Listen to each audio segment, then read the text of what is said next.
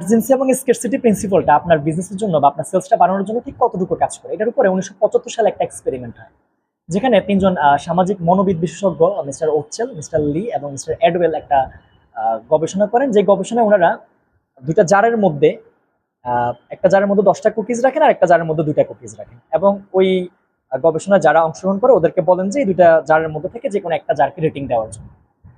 মজার একটা বিষয় হচ্ছে ওখানে বেশিরভাগ মানুষ যেই জারে মাত্র পরিমাণে কম ছিল বা 2টা কুকিজ ছিল ওই জারটাকে রেটিং দেয়। আর এখান থেকে স্কারসিটি এবং আর্জেন্সিটি প্রিন্সিপালটা তার জন্য।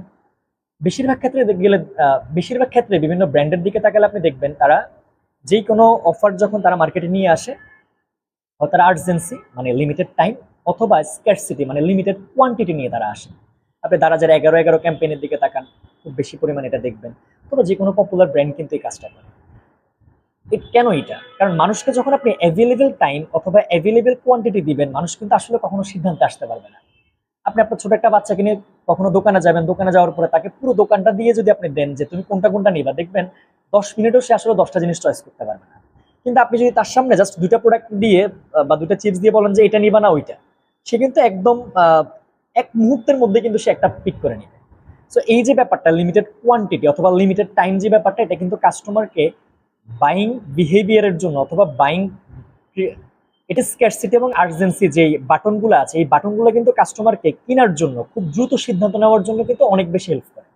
সো এই কারণে আজকের পর থেকে যখনই আপনি কোনো প্রোডাক্ট কোনো কাস্টমারকে দেখাবেন অথবা কোনো প্রোডাক্ট অফারিং করবেন, কখনোই অ্যাভেলেবেল কোয়ান্টিটির কথা বলবেন না।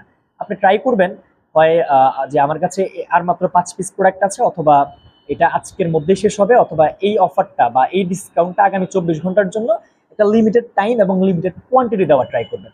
বেশিরভাগ ক্ষেত্রে পপুলার যে ব্র্যান্ডগুলো আছে তারা দেখবেন তাদের কাছে যখন আপনি যাবেন, হাইস্ট 3টার বেশি প্রোডাক্ট কিন্তু তারা শো করে না, ট্রাই করে 3টার মধ্যেই সীমাবদ্ধ রাখার জন্য। এটা কেন?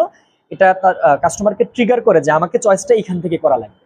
তো আজকের পরে যখনই কোনো অফার বা যখনই কোনো ডিসকাউন্ট দিবেন জব বা যখনই কোনো সেলস করতে যাবেন, ট্রাই করবেন লিমিটেড টাইম এবং লিমিটেড কোয়ান্টিটি দিয়ে কাস্টমারের ব্রেইনে একটা ডেডলাইন দিয়ে দেওয়ার জন্য।